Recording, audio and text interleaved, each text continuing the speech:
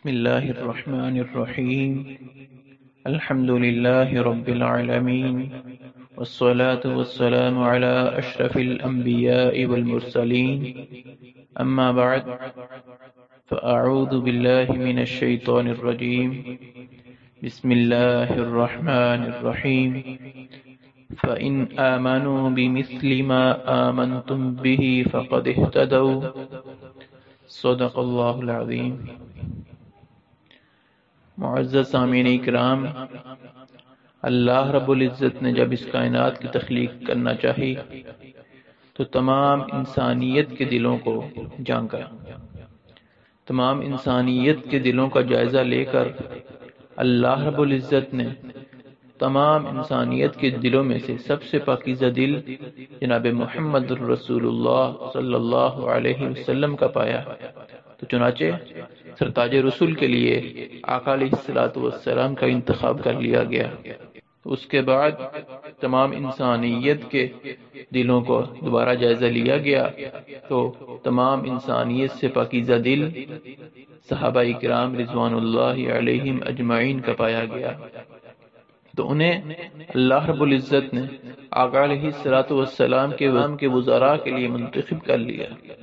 تو چنانچہ یہی ہیں وہ ہستیاں کہ جن کے سینوں میں انوار رسالت صلی اللہ علیہ وسلم کی کرنیں براہ راست پڑی، جن کی پاکیزہ صفات کا تذکرہ صرف قرآن مجید میں نہیں بلکہ دیگر کتب میں بھی ملتا ہے. اور یہی ہیں وہ ہستیاں کہ جنہوں نے دین الہی کی خاطر اپنا تن من سب کچھ قربان کر دیا. اسی لیے مسند احمد میں امام احمد بن حنبل رحمہ اللہ ایک روایت نقل کرتے ہیں کہ سیدنا عبداللہ بن مسعود رضی اللہ تعالی عنہ بیان کرتے ہیں کہ جو شخص اپنا آئیڈیل کسی کو بنانا چاہتا ہے تو اس کو چاہیے کہ وہ صحابہ کو اپنا آئیڈیل بنائے. کیوں؟ کیونکہ صحابہ کے دل تمام انسانوں سے پاکیزہ اور صاف ہیں، ان کے علم کی گہرائی تمام انسانیت سے زیادہ ہے. بس تم ان کی قدر و منزلت کو پہچانو اور ان کے نقش قدم پر چلو. کیوں؟ کیونکہ یہی لوگ راہ راست پر تھے. آج ہم جس سلسلے کا آغاز کرنے جا رہے ہیں وہ ہے صحابہ اکرام رضوان اللہ علیہم اجمعین کے وہ واقعات کہ جن سے ایمان تازہ ہوتا ہے.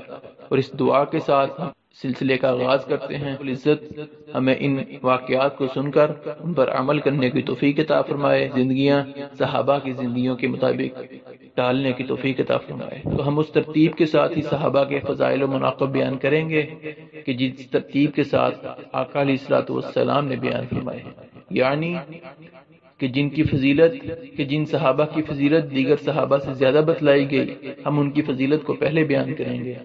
تو اس سلسلے میں ہم سب سے پہلے سیدنا ابو بکر صدیق رضی اللہ تعالی عنہ کے فضائل بیان کریں گے کہ یہ وہ ہستی ہیں کہ جن کو 1,44,000 صحابہ کرام میں سب سے اول درجہ حاصل ہے، کہ جب انہوں نے اسلام قبول کیا تو ہر طرف کفر کے اندھیرے چھائے ہوئے تھے. ان کو آقا علیہ الصلوۃ والسلام سے بے پناہ محبت تھی. ہر وقت آقا علیہ الصلوۃ والسلام کی بارگاہ رسالت میں آ کر بیٹھ جاتے اور آقا علیہ الصلوۃ والسلام کا دیدار کرتے.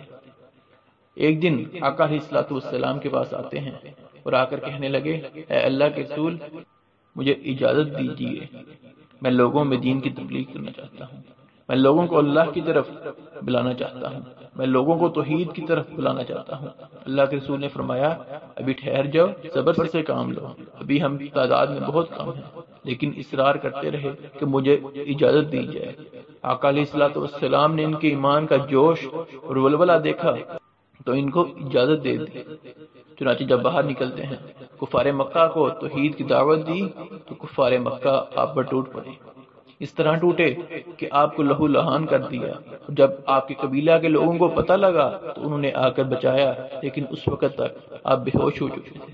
قبیلے کے لوگ ان کو اٹھا کر ان کے گھر لے کر آئے.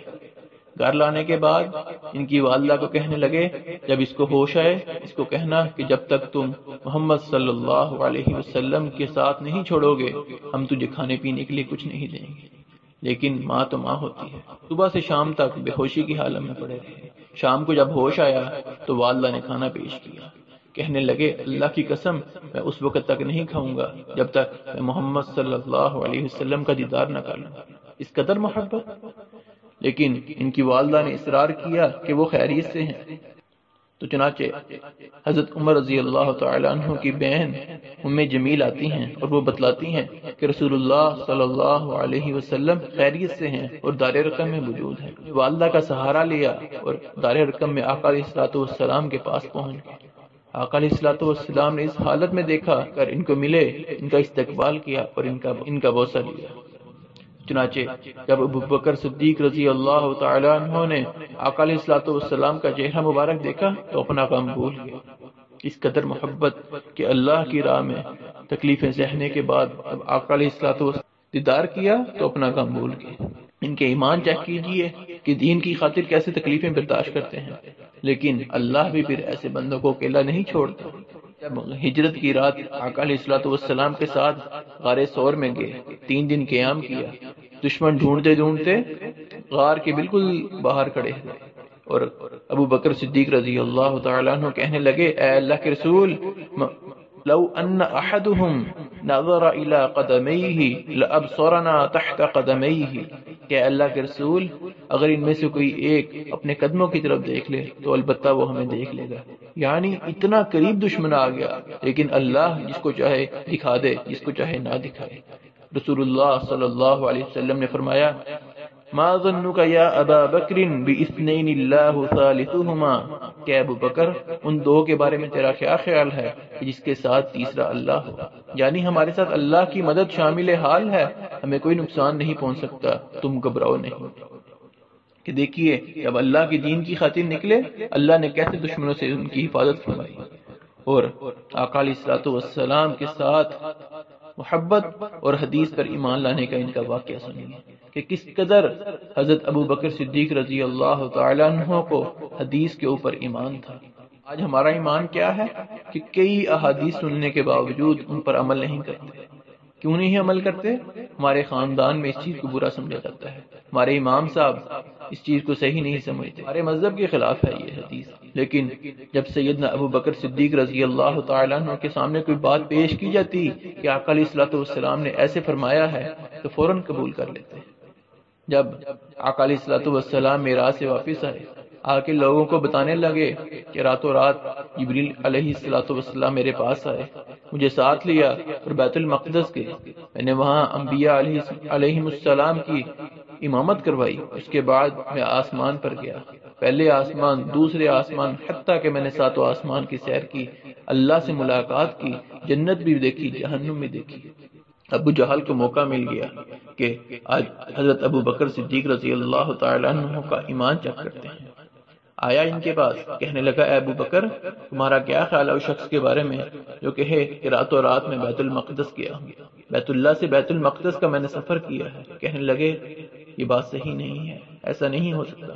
بڑا خوش ہوا اندر سے، کہنے لگا اس شخص کے بارے میں کیا خیال ہے جو یہ کہے کہ راتوں رات میں 7 آسمان کی سیر کر کر آیا ہوں، میں نے جنت بھی دیکھی ہے، میں نے جہنم بھی دیکھی ہے؟ کہنے لگے یہ ممکن نہیں ہے۔ بہت خوش ہوا، کہکا لگاتا ہے اور کہتا ہے، پتہ ہے کون کہتا ہے؟ تمہارے محمد صلی اللہ علیہ وسلم یہ بات کہتے ہیں۔ ساتھ ہی فرمایا، اگر محمد صلی اللہ علیہ وسلم نے یہ کہا ہے تو سچ کہا ہے۔ اور ساتھ ہی اٹھے آقا علیہ الصلوۃ والسلام کے پاس آئے اور پورا واقعہ آقا علیہ الصلوۃ والسلام کی زبانی سنا۔ اس وجہ سے ان کو صدیق کا لقب ملا۔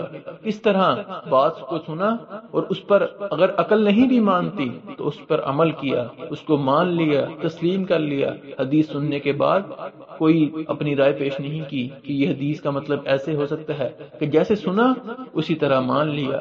یہ ہمارے لیے ان واقعات میں سبق ہے کہ ہمیں بھی اسی طرح احادیث کو ماننا ہے جس طرح صحابہ کرام رضوان اللہ علیہم اجمعین مانتے تھے۔ آج کے سبق میں ہم نے صحابہ کرام رضوان اللہ علیہم اجمعین کا چناؤ، جس طرح اللہ رب العزت نے ان کا چناؤ کیا، اس کے بارے میں سنا، اور اس کے بعد سیدنا ابو بکر صدیق رضی اللہ تعالی عنہ کے فضائل میں 2 واقعات سنے، اور دیگر واقعات انشاءاللہ ہم اگلے لیکچر میں سنیں گے۔ اللہ رب العزت سے دعا ہے جو میں نے کہا اور جو آپ نے سنا، اللہ ہمیں عمل کرنے کی توفیق عطا فرمائے۔ ھذا ما کان